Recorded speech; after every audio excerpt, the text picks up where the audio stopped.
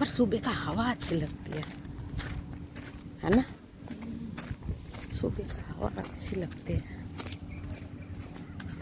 वो देख कूलर का तो भरमार पड़े। दिन हो गया है ये, मैंने सोचा दिन हो गया है ये तो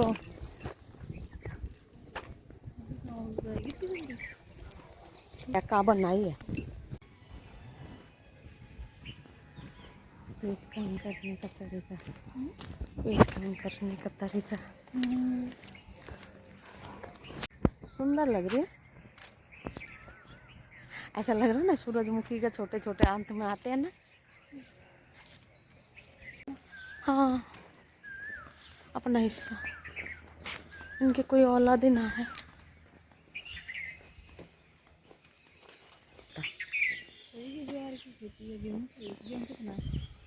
ना गेहूँ की तो कहाँ से होगी, लेकिन फिर भी জোয়ার খাতি उधर से धूप आ रही है ना।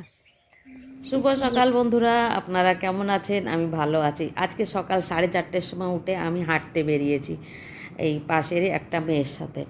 তো হাঁটতে হাঁটতে দেখুন আমি দেখাচ্ছি রাস্তার দু সাইড দিয়ে যে এই জংলি সূর্যমুখীর ফুল লাগছে, তো সূর্যমুখী ফুলের মতো কিন্তু জংলি এটা। আর এই দেখুন আমাদের এইখানে রাস্তার উপর দিয়ে গরু, এটা ছাড়া গরু। আমাদের পশ্চিমবাংলায় এরকম গরু ছাড়া থাকলে পারে পাওয়াই যাবে না, নিরুদ্দেশ হয়ে যাবে। আর দেখুন না গরুগুলোর চেহারা। আর এই যে রাস্তায় আমরা যাচ্ছি, দেখুন কি সুন্দর একটা বাছুর, দারুণ দেখা যাচ্ছে সকালবেলায়, ওই একটা গলির মধ্যে রয়েছে। আর এই দেখুন আসার সময় দেখুন ফুলগুলো কি দারুণ লাগছে না? আমার কাছে তো খুব ভালো লাগছে। আপনাদের কাছে কেমন লাগছে অবশ্যই জানাবেন। আর ভালো লাগলে লাইক শেয়ার আর সাবস্ক্রাইব। দেখুন আজকে আমি বানাবো কচুরমুখী। তো এই হচ্ছে কচুরমুখী, কেটে নিয়েছি আমি আগে। এবারে একটা সিটি দিলে দেওয়ার পরে তারপরে এটাকে আবার সোমবারা দেবো, তো ওটা ভালো হবে।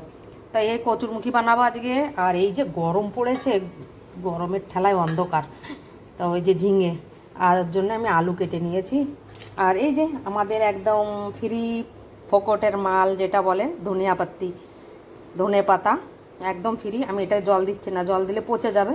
তা এইটা যেরকম শুকনো আছে এইভাবে যদি আমি পলিথিনে রেখে দিই ফ্রিজে, দুদিন থাকবে ভালো। আবার লাউও এনেছে, এই যে এইখানে যে লাউগুলো, তো এই যে দুটো তো কাটা হয়ে গেছে, আর একটা ভাজা করলে পারে হয়ে যাবে। তো এই যে আমাদের গাছের আম আজকে আবার আমার কর্তামশাই তুলে নিয়ে এসেছে। তো ফ্রিজের মধ্যে একটা আগের দুটো তিনটা আছে। তো এইটা দিয়ে আজকে একটু মিষ্টি চাটনি বানাবো। কালকে টক বানিয়েছিলাম, তো আজকে একটু মিষ্টি চাটনি বানাবো। চাটনিটা বানালে পরে 2-3 দিন রাখে খাওয়া যাবে। তো ওই জন্য একটু মিষ্টি চাটনি বানাবো আর একটা ভাজা বানাবো, তা হয়ে যাবে আমাদের 4 পদের রান্না আজকে। আচ্ছা, আমি এই জন্য দেখাতে পারি না, আমার মোবাইলটা গ্যাসের পাশে রাখলে পরে অতিরিক্ত গরম হয়ে যায় আর অনেক পরেশানি হয়। সেই জন্য আমি বানানোটা দেখাতে পারছি না। মোবাইল যেদিন ঠিক হয়ে যাবে সেদিন রান্নাটা দেখিয়ে দেবো। তো আর দেখুন আমটা কীরকম হয়েছে। এইরকম সাইজের আম হয় সব, আর বাঁদরে সব খেয়ে চলে যায়। তো আপনাদের যদি আমার ভিডিওগুলো পছন্দ হয় তো প্লিজ লাইক শেয়ার আর সাবস্ক্রাইব অবশ্যই করবেন। ধন্যবাদ। এই দেখুন এই জায়গাটায় যে জংলি ঘাস, এটারে ভূমি আমলা বলে, এটা নোটে শাক বলে। তো একটা দুটো দিয়ে কি করব, এইগুলো সাফ করে দিই এখান থেকে ওই পর্যন্ত। তো এইটুকু সাফ করে যে কচুর গাঁঠিগুলো এনেছি ওইগুলো লাগাবো, সেই জন্য এইটুকু এখন সাফ করে নিই। আমি চলে আসলাম তাড়াতাড়ি, কেন কি এগুলো আমি এখন যদি না করি তো আর হবে না করা। তো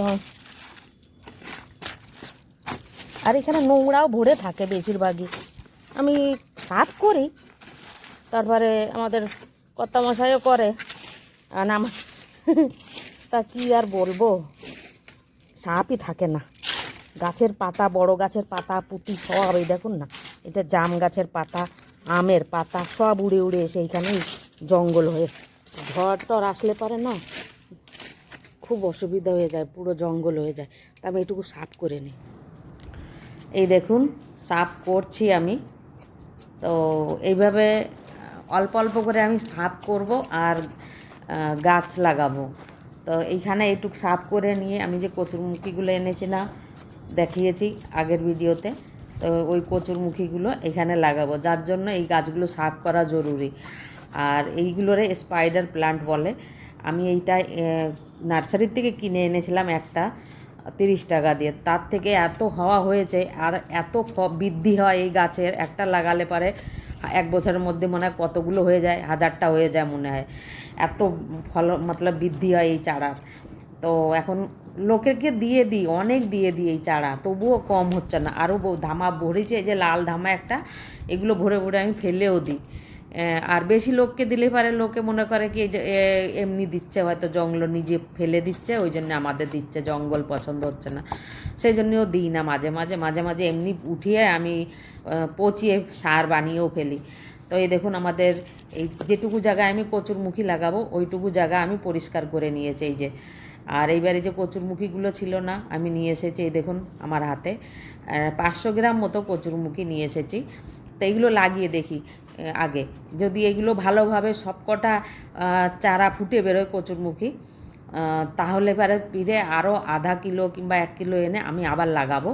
তার জন্যে আমি আগে আধা কিলো নিয়ে লাগিয়ে ট্রাই করে দেখি কীরকম হয়। এমনি তো আমি লাগাই, গামলায় লাগাই, তো বেশ ভালোই তো হয়। তা সেই ভেবেই আমি লাগাচ্ছি আবার। আমি কাউকে কাউকে বলিনি এই যে আমি লাগিয়েছি কচুরমুখীগুলো। আর আমার কাছে তো খুব ভালো লাগে কচু গাছ লাগাতে, সেই জন্য আমি লাগাচ্ছি। আর বললে পারে হয়তো মানা করতো, তবু আমি মানা তো শুনি না। আমার গাছ লাগানোর জন্য তো আমি প্রস্তুত সব সময়। আর আমি সব সময় লাগাতেই থাকি কিছু না কিছু গাছ। আর চাই কিছুই হোক, কিছুই গাছ হোক, লাগিয়ে রাখি। আর বিচি যদি ভালোগুলো থাকে সেগুলো তো আরও লাগাই। তো এবারও বাড়ির থেকে পুঁই শাকের বিচি আনা হয়েছে, সেই বিচিগুলো লাগানো হবে, একটু বর্ষা পড়ুক সেই জন্য অপেক্ষায় আছি। আর এই যে কচুরমুখীগুলো সব লাগানো হয়ে গেছে, আর মাত্র 2টো আছে বেঁচে। তো এই 2টো লাগাতে পারলে একদম ফিনিশ, মানে আধা কিলো কচুরমুখী পুরো কমপ্লিট হয়ে যাবে লাগানো। তো এই দেখুন আমি লাগিয়েছি। আর এবারে এইখানে দিচ্ছি আল বানিয়ে, এই যে যে আল বানিয়ে দিচ্ছি, যখন আমি জল দেবো তো জলটা যাতে গড়িয়ে এই আলের এই সাইডে না এসে যায়, সেই জন্য আমি আল দিচ্ছি। হ্যাঁ, বাংলায় তো একে আল বলে, কিন্তু এইখানের লোকেরা একে মেড় বলে। যে মেড় বানিয়ে দিলে পারে জলটা এদিকে আসে না, এইখানের লোকেরা বলে। আর এখন আমার কী হয়েছে, এত বছর এখানে থাকার পরে বাংলা তো বলছি, কিন্তু হিন্দির টান এসেই যাচ্ছে আমার। তো বুঝে নিন আপনারা। আর এই যে লাগানো হয়ে গেছে, এইবারে আমি দেবো এতে কটা শাকের বিচি লাগাবো। তো এই দেখুন অল্প কটা শাকের বিচি এনে ছড়িয়ে দেবো। তো এই সাথে শাকগুলো বড় হয়ে যাবে, আর কচুর যে গাঁঠিগুলো লাগালাম ওগুলো বেশ বড় হয়ে যাবে। তো শাকগুলো খাওয়ার মতো ব্যবহার করে নেবো, খাওয়ার জন্য উঠিয়ে নেবো, আর কচুর গাঁঠিগুলো থেকে যাবে। আর এই কচুর পাতাগুলো যখন বড় হবে না, কচুর পাতা বাটা খেতে দারুণ লাগে খেতে। আর এইগুলো এখানে পাওয়া যায় না, ওই জন্য আমরা বাড়িতেই লাগিয়ে নিই। আর এইটা হচ্ছে আমাদের সন্ধেবেলার ভোগ। তো সন্ধেবেলার ভোগ দর্শন করে নিন। আর আমার গোপাল